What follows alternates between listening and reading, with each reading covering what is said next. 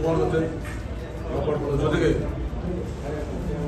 ಒಂದು ಭಕ್ತಿಪೂರ್ವಕ ಒಂದು ವಾತಾವರಣ ನಿರ್ಮಾಣ ಆಗಿರ್ತಕ್ಕಂಥದ್ದು ಬಹಳ ಸಂತೋಷ.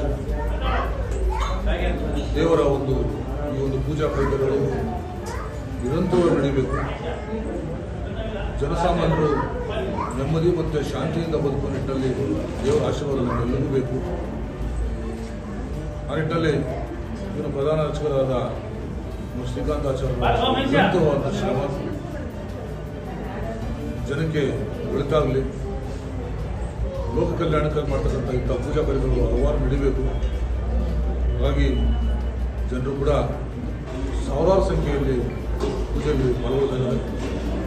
ಬೆಳಗ್ಗೆ 5 ಗಂಟೆಗೆ ಪ್ರಾರಂಭ ಆಗ್ತದೆ ಈ ಒಂದು ಕಲ್ಯಾಣೋತ್ಸವ. ರಾತ್ರಿ 11:15 ಗಂಟೆ ನಿರಂತರವಾಗಿ ಪೂಜಾ ಕಾರ್ಯಕ್ರಮ ನಡೀತಾ ಇದ್ದಾವೆ. ಅದೇ ರೀತಿಯಲ್ಲಿ ಕೂಡ ನಮ್ಮ ಬಿದಿರು ಹುಣ್ಣಿಮೆ ಇನ್ನೊಂದು ಕೂಡ ಇದೇ ರೀತಿಯಾದ ಒಂದು ಪೂಜಾ ಕಾರ್ಯಕ್ರಮ ನಡೀತಾ ಇದೆ.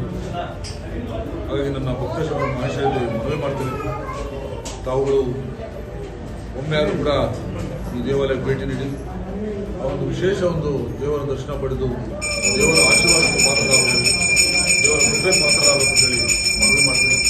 ದೇವರು ಆ ಒಂದು ದೇವರು ನಮ್ಮೆಲ್ಲರೂ ಕೂಡ ಒಳಿತನ್ನು ಮಾಡಲಿ, ಪ್ರತಿಯೊಬ್ಬರು ಕೂಡ ಶಾಂತಿಯಿಂದ ಬದುಕುವಂಥದ್ದಾಗಲಿ.